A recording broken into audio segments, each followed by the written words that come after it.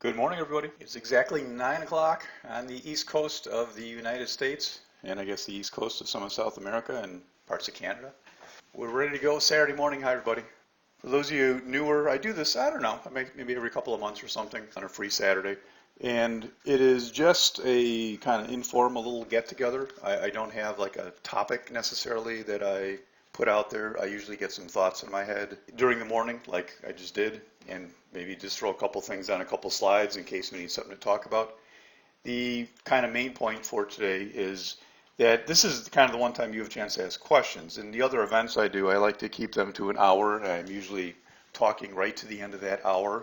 And yeah, I can take questions on the event, of course, but I don't really like going into a lot of side topics unless we have time at the end. So this is kind of advertised as one of those times to, if you have any questions, to bring your questions. I do have a couple things to talk about to fill in the time, and this is, we keep short, 30, 45 minutes. If you guys don't have a ton of questions, and hey guys, hi. And if I don't have tons of questions, we'll probably be done at 9:30. If we have a lot of questions, maybe a little longer, it'll depend. So what I actually like to do on these events is to kind of start off with, if you have any questions, to let me know. Oh, thank you, Scotty. Most people don't know what you're talking about because that's a note that goes out to the room members and also a few select people who have been in the room that stayed on because they're either seminar people or because they're coming back or whatever. But yeah, it was an interesting week in the room. I just recapped that a little bit yesterday. Quantitative easing slowing to an end. Well, it doesn't matter what they say. What matters is what shows up in the charts. And it's funny, yesterday, Mike, in the room, I had a very, very strong conviction, correct, room members, that we were going to drop in the afternoon. As a matter of fact, Friday, we usually take it kind of easy. And I said, no, we're hanging around today because when we didn't gap down, I said we're going to probably be tailing off very hard. And as we fell, I put in the room, I asked the question, I forgot exactly what I said, but I said something like, plunge protection team, where are you? Plunge protection team is what we kind of tongue-in-cheek call the quantitative easing, meaning, people stepping in, money stepping in to buy the market when it falls. And it wasn't there yesterday. And that will become a big deal because if you look at the market on a monthly chart, if you never looked at the market on a monthly chart, don't do it because it'll kind of scare you a little bit. So they obviously say they're bringing it to a slow, Mike, but it doesn't really matter. What matters is the chart pattern that goes along with it. For years, ever since I started trading, all I ever heard was that, oh God, please don't raise interest rates because it'll kill the stock market. And do you realize that there's almost 100% correlation, Mike, that raising interest rates has made the market go up? No, that's not phrased right. Raising rates didn't make the market go up. But almost all interest rate increases have coincided with the market going higher.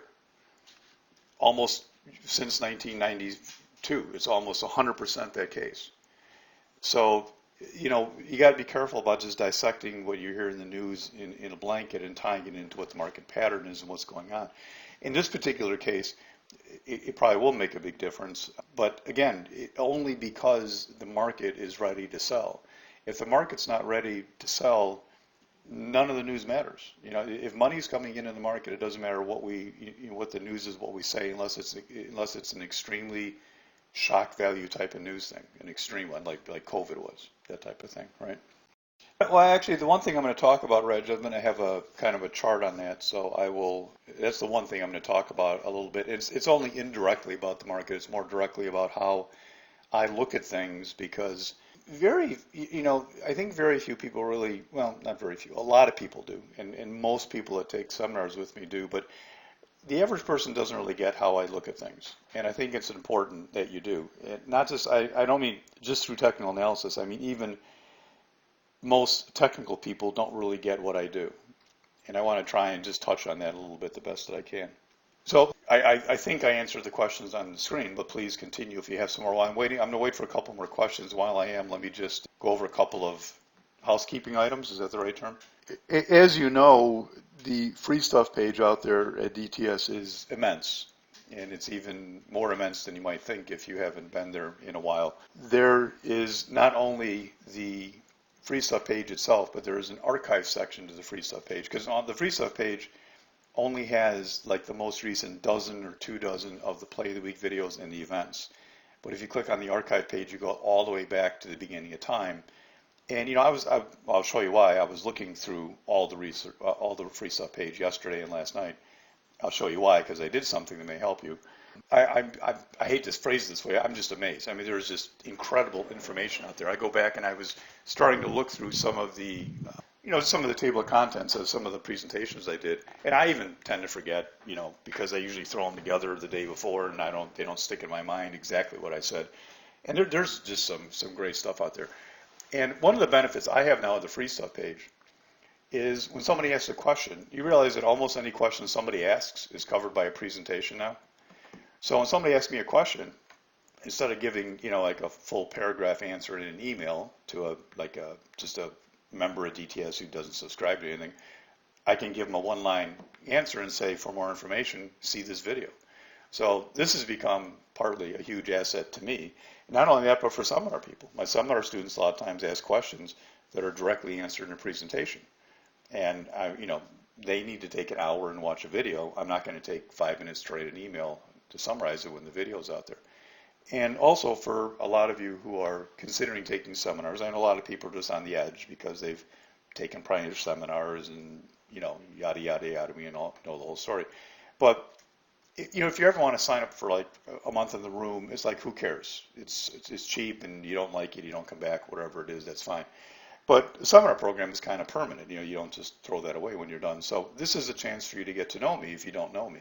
So you go through the seminars, you go through the free stuff page, you can listen to the events, and you really get a sense for what I am and how I teach and how I think and that type of thing, because you have to like your mentor. And if you don't, then you don't want to be here, and that's fine. And even if you don't, if you're interested in getting educated and you want to, but you don't like me, talk to me. I know there's a couple other people I could recommend, and there's a few people I would definitely say do not ever approach because they're borderline scam artists. But talk to me anytime you want to. So, but what I did do, and the reason I brought this up right now, is because I added a table of contents of the events, because there's a ton of them. So if you go to the free stuff page up at the top, there's now a little line. Most people probably won't even notice it, but I'll put it in an email and send it to everybody. If you go there, you will have a little PDF, and you can kind of see what it looks like on this slide here.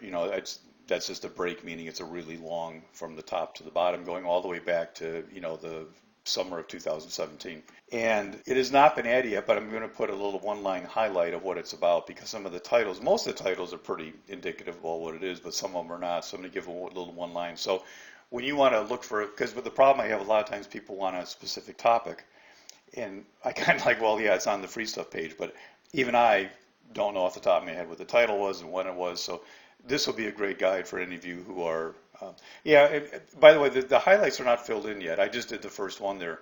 That may take a week to get filled in. I'm just going to do my spare time, whatever, because that'll take a little bit of time, because I actually have to go pull up the table of contents from each one and kind of remind myself what was in there, okay?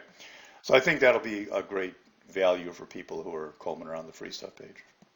I didn't see any more questions there, and you all know where you can access the free stuff page if you go to DTS there on the top. And naturally, all of you listening to me are members here, or you wouldn't be here, but if you are hearing this on YouTube or something, go to the free stuff page and become a member here. It's very painless. You just get invited to events and that type of stuff for the most part. So how I look at things is kind of my one little quick hit topic for the morning. And for a lot of you listen to me get it totally, and you're there. And a lot of you may not get it even after I tell you. There's a lot of stubbornness out there about how people look at things, because I think it's been ingrained into them since the beginning of time, a certain way to look at the charts in the market that they were either taught or just intuitively thought is the way to do it. And one of the more common ways, of course, when we're all come to the market is, just all the information out there. You think there's news people talking and CNBC and all these articles and all these people talking about this and that. And for the most part, that's all just a complete and total waste of time. Let me ask you a question to kind of get you thinking the way that I am. If something happens on Monday, let's say, if somebody asked me this, so it's a perfect example.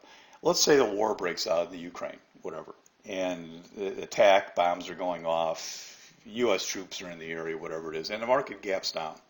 The market gapping down in reaction to that, is that bearish? In other words, would you like to say, hey, it's time to be bearish on the market because we just gapped down in reaction to bad news? Yeah, it's funny, everybody in here always kind of gives the right answer, but yet I never stop hearing the wrong stuff in emails and questions and emails and when I talk to people. The market gapping down on news that has been out there forever is completely meaningless. It's 100% completely meaningless. It doesn't mean a thing at all. All it means is that the market pattern is such that it is going to allow the news to bring in some selling, but that is what is expected. You would expect that. Now, I'm talking about news that's out there. The war in Ukraine has been out there for months. Don't tell me that a war starting in Ukraine is some new news that's going to drive the market one way or the other. That's crazy talk. The exception to the news thing I always talk about is what I call shock value news. And that's when something comes on the screen that was never been contemplated, that has never been built in. See, the problem is with all the news out there, whether it's Ukraine or even all the COVID news over the last year or whatever, that's all built into the market. The market could care less about it. It doesn't matter. It's only shock value type stuff that matters, meaning something never contemplated. So COVID was the only shock value news since I've been in the market that drove the market down. Now, the other shock value news was 9/11. That was shock value, absolutely. But the problem was 9/11 kind of put more of a bottom to the market than a top. It definitely drove the market lower, but the market had been falling already for 6 months. So, but those are the only two shock value events in my trading lifetime. All the others are just news events about things we already know about. And if the market does seriously react negatively to bad news, it's because the market was ready to react to bad news. So many times you get bad news and the market is not ready to sell and it ignores the bad news. And of course, the problem with people when they look at this, they don't acknowledge those. They don't register the incorrect assessments they do. They don't register that 10 times in a row bad news came out and the market would higher. They just look at the one time that the bad news made the market drop and they say, oh, here's the secret to understanding the market is understand the news. But you're correct. What would be interesting is when bad news comes out and the market doesn't react to it, or it even goes higher. That is telling. That is telling because it's not what is supposed to happen. It's something different that's happening. And you've heard me refer to that even in the free market letter that goes out on Sunday, which is just a recap. You've heard me mention in there several times, and I even make the little tongue-in-cheek comment sort of that, I was told this was bad news. And I mean that literally because I don't really know what's good or bad news for the most part. Interest rates go up, it's called good news one day. Interest rates go up, it's called bad news the next day. All this stuff, the market reacts to the news, and then people call it good or bad depending upon the market reaction. But if you've noticed, the same exact news can cause markets to rally or cause it to drop if you pay attention. And of course, the news pundits just say, oh, well, the traders didn't like the blah, blah, blah today, and the next time traders did like the blah, blah, blah today, and it's all the same news. So what's interesting is when you don't have that reaction, and I've mentioned that several times, and that's where you get clues, is when things don't react that way. Let me look, I was kind of almost have my eyes closed during most of that. Let me read your comments real quick. Well, you had a lot of comments here. Doesn't a gap down set a future stage for a rally upward? I'm not sure what that means. Not necessarily, no. I mean, a gap down is just a gap down. Some could be treated bearishly, some could be treated bullishly. It depends on the prior chart pattern for the most part. And a lot of times, Ricardo, you just don't know. I mean, you obviously I go back in the chart and find you zillions of gap downs, and we're not setting the stage for a rally upward. A lot of them. You're used to seeing a very bullish environment where, everything eventually goes higher. But that's not the case when you're in a macro uptrend. Yeah, that's going to happen more than not. But there's still some very bearish gaps that don't return. Look at individual stocks. I mean, here, look at individual stocks. I mean, some gaps on individual stocks. This one here, huge moves to the downside, right? This one here, very bearish gap, huge move to the downside, right? That wasn't setting up for a move up, right? That was just bearish, period, because the chart pattern says it's bearish. People already discounted the market, right? I trade reversals of gaps. Well, Van, that's certainly a legitimate thing to do as long as you know which ones you're going to reverse. I mean, a trading strategy is not to fade gaps. That's not a trading strategy at all because some fade, some continue in that direction. So it depends. Who are these people on the news who tell us that the market did whatever? Who are these people? Yeah, well, they're just nobody except they're just trying to. What they are, Robert. You ask a good question. Who are these people? And you're just maybe tongue in cheek, but who are the people on the news who tell us why the market did what it did, or in general tell us how to think and feel? What they are is they're salespeople, Robert. They're salespeople for the news channel that they work for, right? And news channels make money by selling advertising by having large viewership. So they say what is most likely to be appealing to the general public. That's what's most likely to be said. You want proof of that? You guys tell me how many times you've heard a major news network or financial show ever warn you about the market falling. How many times? Even during the biggest crashes of all times. Never. The answer is never. It's always the question is, can we buy this pullback? That's all that ever is. And some of the people that talk to you on those shows, I think, should be in jail, but that's another issue. Oh, thanks, Richard. Well, welcome to DTS. Yeah, well, Chris, no, a lot do actually, Chris. I mean, you're above that level, and a lot of people talking to me are above that level. But let me ask you a very similar topic as well. We're on the topic. Like yesterday, so yesterday we had a bearish day, and I didn't even look at it, but the VIX spiked yesterday. So is that a bearish indicator for the VIX to spike on a market drop? What do you guys think about that? The VIX is the volatility index. Some of you may not understand that. It's a very, it's a relatively common tool traders will use. It's almost kind of a little kitschy thing to say. I'm looking at the VIX type of thing. I look at the VIX once in a while for long-term decisions. But yeah, my point being is that the VIX going up when the market goes down means absolutely positively nothing. The VIX is supposed to be a mirror image of the market. And again, if you're day trading with the VIX, you're just using smoke and mirrors. It's a ridiculous concept. Unless you could somehow prove to me there's some odds to doing that, but you can't. Market goes up, the VIX goes down, market goes up. You just look at the inverse QQQ or inverse SPY. It's the same thing. It's just I have people tell me that all you have to do is to trade the market is just trade the VIX and do the opposite. But okay, how do you trade the VIX? Well, look at the market and do the opposite. But where you get information on the VIX is when it doesn't do what it's supposed to. Now, I wrote a whole little article, a long article to the subscribers to the Long-Term Trader, and I think I sent it also to the Market Letter subscribers about the VIX about a month ago, because it did something very telling a month ago, and that was that it didn't do what it was supposed to do. When the market dropped for a couple days, the VIX also dropped. That is what is telling. That is what is telling. So again, a lot of people look at this stuff wrong. The reason I have this chart up here, let me see, questions. I don't know what the volume was, and I really could care less. It doesn't matter. Look at a chart. Oh, well, it's right here. Here's the QQQ yesterday. So there it is, just kind of average volume. I always go with the VIX menthol, Scotty. I like that little freeing feeling in the nose, kind of. It's a good thing. So I really didn't even get to my point yet about how I look at things, because I pulled up this chart and you guys asked some questions about it, right? Let me just take a brief. I want to put this slide up front because I always put this at the end of presentations, and nobody seems to know about this because they get this question all the time and they go, oh, geez, why didn't you tell me a year ago? And like I tell you every presentation was at the end. For those of you that want to day trade, now, if you want to day trade and you don't have any money, I don't want you to day trade. But if you have money and it's tied up in long term or whatever, and you probably know that to day trade there's a SEC requirement, you have to have $25,000. That's a rule, you cannot get around it if you want to buy and sell the same day multiple times. But there is a way you can, quote unquote, get around it. It's through trading a prop account. And it's something you could be trading in 48 hours. If you put up $5,000, you can have $50,000 in buying power.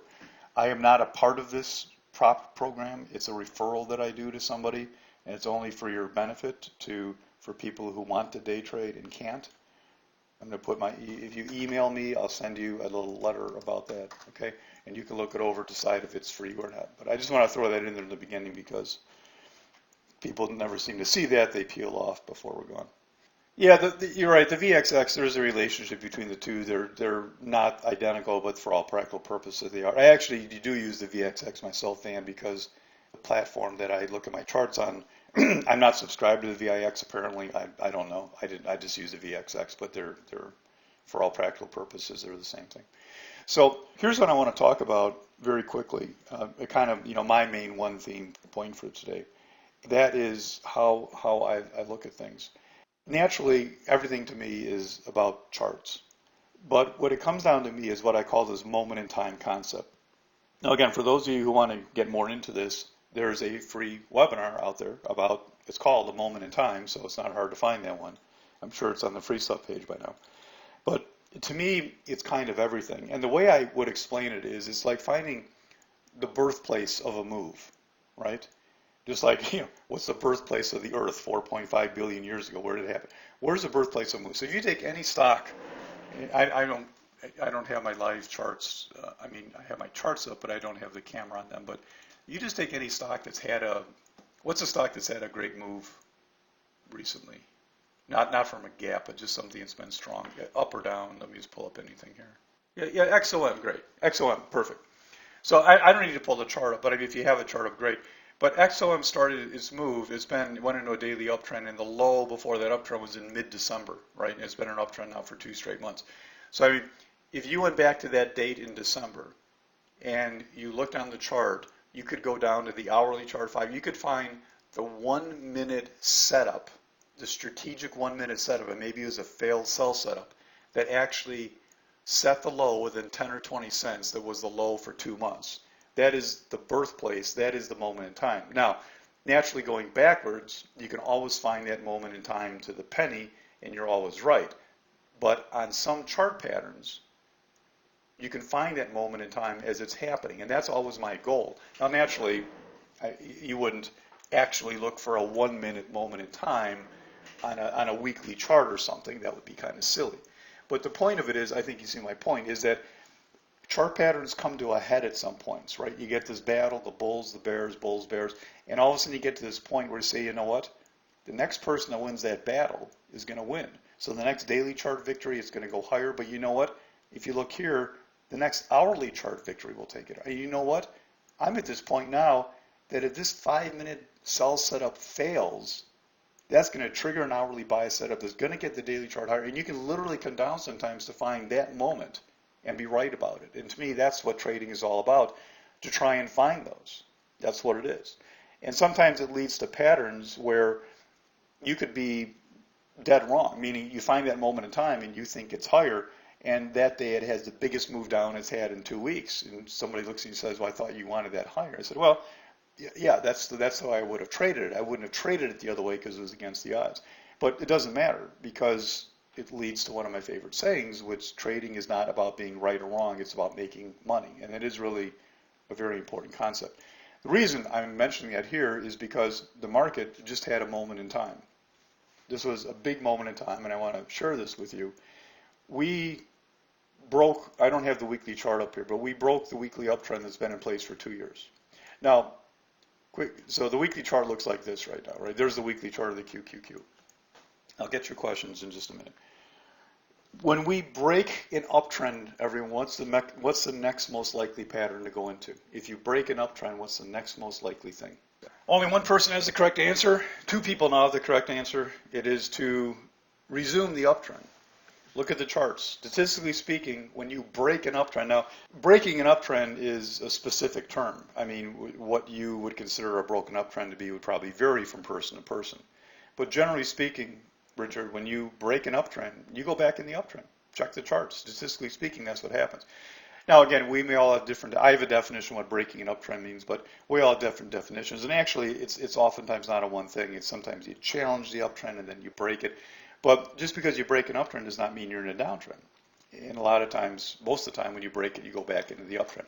But we have broken, and naturally sometimes you do start falling. When the rest of the chart says, yes, it's time to fall, breaking the uptrend can be a big deal. So we broke the weekly chart uptrend, and we are in a daily chart downtrend. We are in a daily downtrend, period. That certainly by my terms, I don't think they can be argued by anybody that studies technical analysis, is right there, we're in a daily downtrend. So what was odd, which really caught my eye, was that day right there. because this is a huge line in the sand now. Matter of fact, above that, you would have to assume that the daily downtrend is breaking and it may result in the weekly uptrend being put back into place. I don't think that was the odds-on thing.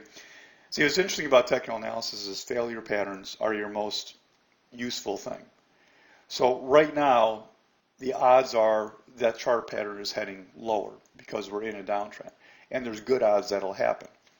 But what's funny is if for some reason some weird event happens and that doesn't happen, the odds of us going higher are probably twice the odds they were of us falling. In other words, that change of events is so sudden, dramatic, so shocking that it proves the prior thing was wrong, and you're probably at least twice as likely to go in the new direction. So it's great. Of course, one way of trading is to wait only and only trade those type of failure patterns.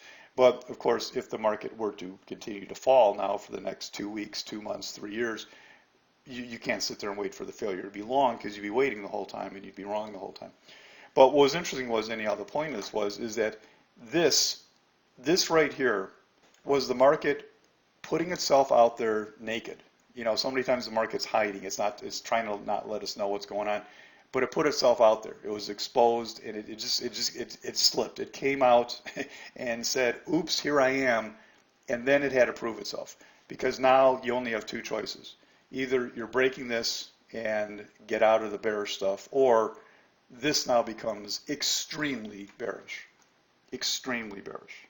So that's how I look at things. I look for those moments. And what that leads to is a concept that most chart patterns, when you show me a chart pattern of any stock, pick any random stock, and say, how would you trade that tomorrow as a day trader, Paul, or how would you trade it next week as a long-term trader? 97% of the time, I would say, I don't know. I wouldn't trade it. I could give you intelligent comments. I could say all kinds of neat things about it, but I couldn't take a trade on it, because 97% of the time, charts are just in a random, goofy, sideways pattern. That's why I like trading equities myself. Now, what I teach you can apply to Forex. You can apply it to futures. I trade futures sometimes. But the problem with Forex and futures is you have one chart pattern. And if 90% of the time you can't really understand the chart pattern, that's tough. With stocks, I have lots and lots of stocks I can look at, and I can find the ones that I like and develop good patterns from those. I get frustrated talking to people sometimes, because these are people that say they're technical, and yet they're not. They're closet fundamentalists. They're closet news people. You know, somebody shows me a trade that was a terrible trade, and they end up justifying it when they run out of things to say, because the chart pattern is terrible. They're on the wrong side of the trade. I said, not only is that not a good long, I would have been short. And then they justify it by saying, well, but Paul, it was really good news. Okay. I just want to remind you all of something. When a stock gaps up, and you say it's the best news in history, does that mean it's going higher after it gaps up? No.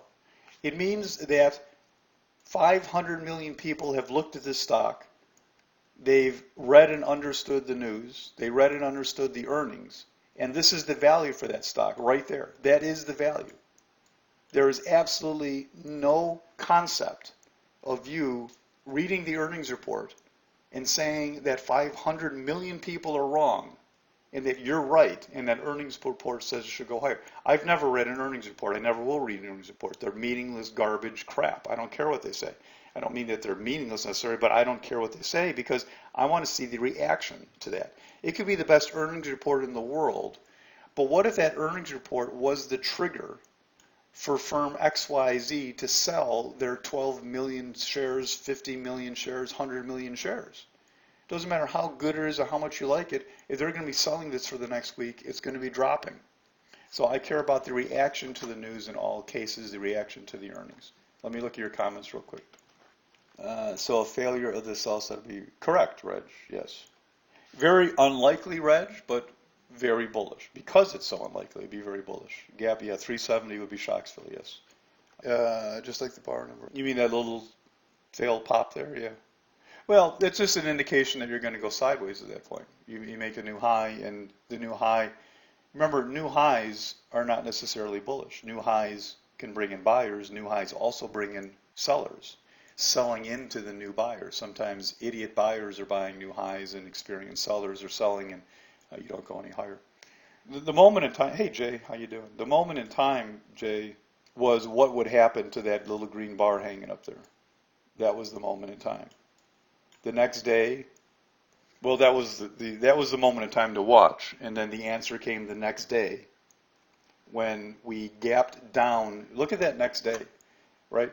We gapped down beneath that green bar that was, potentially so bullish, ran all the way back and then closed below the open. Think about what that means, everybody. Just think for a minute what that means. Forget about all the garbage that's out there and all interest rate talk and wars, and forget all that crap. You know, interest rates were going to make the market drop for the last 8 years, right? So you have to wait for the market to react to things. But just think about the question we're always answering. The way I teach technical analysis, I talk about it as a language of charts, is that what we're always, this is the simplest definition I can give you, is we're always monitoring the battle between the bulls and the bears across 4 different time frames. Depending on what time frame you're trading, those 4 time frames would vary, but there's 4 time frames in play. So there's a question here, right? Bulls step up to the plate to say, we got this. There's no way we're going lower. The bears gap it underneath. And then here's the question. Bulls, what's your answer to that, right? A lot of times stocks gap on news. That was, a bad news day, whatever. You know what happened that day? Somebody discovered, and I don't know who these geniuses are, but I understand there's 12 or 15 Nobel laureates working on this, and I understood that there is inflation starting. These people, no wonder they get paid so much. I mean, it's worth it to hear them talk. I mean, wow, we have inflation starting, guys. So that news came out that day, and that made the market gap down. Now, that doesn't mean anything, right? There's a knee-jerk reaction. The question is always, and this is, if you can understand this is what it's all about. The question is, fine, we have a knee-jerk gap down under that green bar. The question now is, what's the reaction going to be to that event? We don't trade events, we trade the reaction to the event. So the bulls run it up, say, okay, bulls, you got it. Let's see what you got. And then the bears come back in and kill the bulls. So now we have the event, the reaction to the event, everything's bearish, and it also leads to a little failed breakout by the bulls that day. So that is a moment in time event, right? Now, naturally, the high was up here, and I've been trading this somewhat bearishly ever since way back then. So it's almost getting late in a sense to start reacting to this, but it's not late in the sense in terms of managing what you do and also about being careful about the future positions you take. All right, CPI release crater 730, blah, blah, blah, blah, yeah. Opening under the low is the sit on the edge of your chair moment, Jay, and then closing weak was the moment, yes. And that's why yesterday I put a little letter out to the trading room people, well, saying this, but during the trading day yesterday, I had very strong conviction we'd be falling, right? There was no question about that. Guys, when are we normally done Friday, right? You in the room. When are we normally done on Friday? 10:30, right? I mean, normally we're done at 10:30, 11, but Friday, yeah, very early, right? And I said yesterday, I'm hanging around as long as it takes today, right? Hanging around as long as it takes, because I was afraid we were going to gap down Friday morning. We didn't gap down, and you started to watch the market try and rally a little bit, having a hard time, and boom, I just said we're gonna hang here and have some shorts for the afternoon. It was tank day. So there's the biggest thing I wanted to go over. Let me ask you guys, do you have more questions? And while you do that, let me do a couple of housekeeping events here. That was in anticipation of questions you may have. Boom, boom, boom, boom, boom, boom. I'm sure most of you know this by now. The home study program is out. And again, I know many of you here today are new, and that's great. And I want you to pay attention to that free stuff page at DTS. Remember the free stuff page if you came in here late? Go to the free stuff page, hang out there. I put the link in there for the free stuff page, a little index that I'm making there. That's my email, and let me get this free stuff page thing again. But down the road, if you want to do stuff, there's a trading room and a long-term letter if you want to so-called get the fish. And some people want to learn how to do this. If you want to learn how to do this, there's a seminar program, and last year I added a home study course, which is actually more detailed than the seminar program. As a matter of fact, after thinking about it and talking to people, I actually think it's best if you sign up for the program and go through the home study first and then go to live class. But home study program is fully out there for the 3 main classes, And it is, I have to say myself, it's spectacular. It's really, really good. Also, you'll get an email about this later. There's going to be a small price increase coming in the seminar program, just an FYI. You'll get an email this week about that. The rest of February, Super Bowl tomorrow, Valentine's Monday. Next Wednesday is an educational event. I don't have the title picked out. I always have several ideas in mind. I'll pick one today. And then Monday, 21st is a market holiday, and the 25th. The 25th is then the Introduction to Technical Analysis class, which you all will be invited to. So if you're new to DTS, when I start the live seminar series, the paid-for seminar series, it's 3 Saturdays in a row. And the Friday before the first Saturday, I do a 4.5-hour introduction class, which is not, some of it's kind of basics to get everybody up to speed, but a lot of it is great information that I simply don't want to take up the time on the Saturday class to talk about, because the Saturday classes are all about 100% learning the language of charts. So I get rid of all the other peripheral stuff. It's a lot of good stuff, and I guarantee you, even if you've been trading 5 years, you're going to learn several things at that event, Friday the 25th. Absolutely, calendar page on the website. Thanks for asking. It's almost like you're, matter of fact, I have it up because I was just looking at it. Here's the calendar page right there. And if you look to the left, you'll see the little index of where you can go. The home page, testimonials. There's, you know, if you've never been to the testimonials because it's boring, go there. I mean, I haven't even added any very recently, but there's this testimony after testimony after testimonials of stuff on there. Trading room letters, seminars, calendar, free stuff. Other stuff, go to the other stuff page too. Good stuff on there. The home study program van is part of the DTS seminar program. So that is one of the paid for things at DTS. And again, I don't ever encourage somebody to jump into something like that. It's something if you have the time, if you have the resources you're going to be trading. There is a 100-day schedule out there that you can look at to give you a feel for what I think you need to kind of devote to learn how to trade. But the home study program is part of the seminar program. So, I mean, you can just do the home study if you want. I really prefer people to be in live class also. But you can just do the home study if you want to. Yeah, so it's part of it. There's no separate price or anything. You've been studying for 5 years, same thing still. Ricardo, if you want to, set up a little time. If you want to get together and talk with me on the phone for a few minutes about, what you want to do or where you've been going, or even look at some trades or that type of thing, you can always do that with me. There is, if you go to the free stuff page at the top, if you look for it, there's a little line that says you can set up a little 20-minute coaching thing too. Okay. Small caps are the IWM, everybody, and he's asking about the next level down. Yeah, that would be the next stopping point. Yeah, anywhere 165, 170, sure. Keep in mind, though, when you find stopping points, it doesn't mean they're buy points. It's a very important distinction.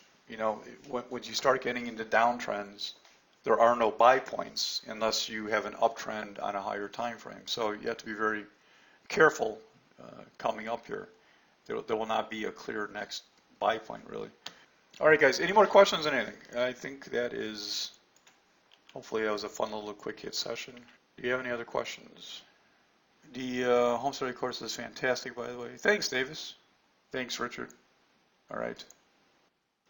Gold is still in a weekly downtrend. And let me mention it here. I mean, every Friday that I do, it's someday I want to be able to refer back to several video clips. Now, I'll reiterate it here again that I've been saying for years and years and years that at some point, if the market has a bad crash, that you're not going to be safe with gold. That's just my view of it. So while every actor out there is on TV getting paid muco bucks to tell you to buy gold, which is a big clue in itself, if you notice, for example, the proof in the pudding, you will get bounces, you will get knee-jerk reactions, because there is always going to be this rush to gold, if you will, based on, let me ask you something. And by the way, I used to own gold. I'm very familiar with it as much as anyone out there is. But why is gold a safe store for money? Why? Tangible? Jackson, I have at least 3 rather large rocks in my garden area that are tangible. Are they valuable? If we removed every ounce of gold from the planet, if you could snap your fingers and remove every piece of gold from the planet, life would go on. It wouldn't change much. Number one use for gold is in jewelry and ornamentation. It is used somewhat in the electronics industry, but it's replaceable with other materials. Silver is a little different. Silver is a little special, has some uses out there. But gold is mostly a self-fulfilling prophecy. People find it's a store for value because people think it's a store for value.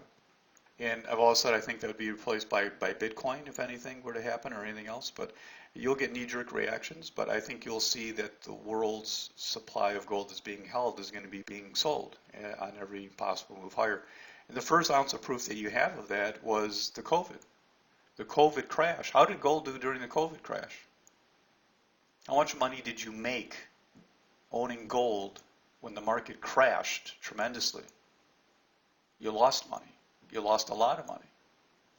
Gold fell too. So there's your first clue. So what it's worth, I'm glad you asked that because I'm going to make a little note that I had this conversation today because at some point in the future I want to look back and say here's what I've been saying. And I've been saying this for 4 years, you know, and it's gold hit its high. I said gold hit its high, and really my main point has always been that it's not going to be a store for value. It's going to be something that just continues to sell off, and people look around and say, gee, I wonder what happened to gold.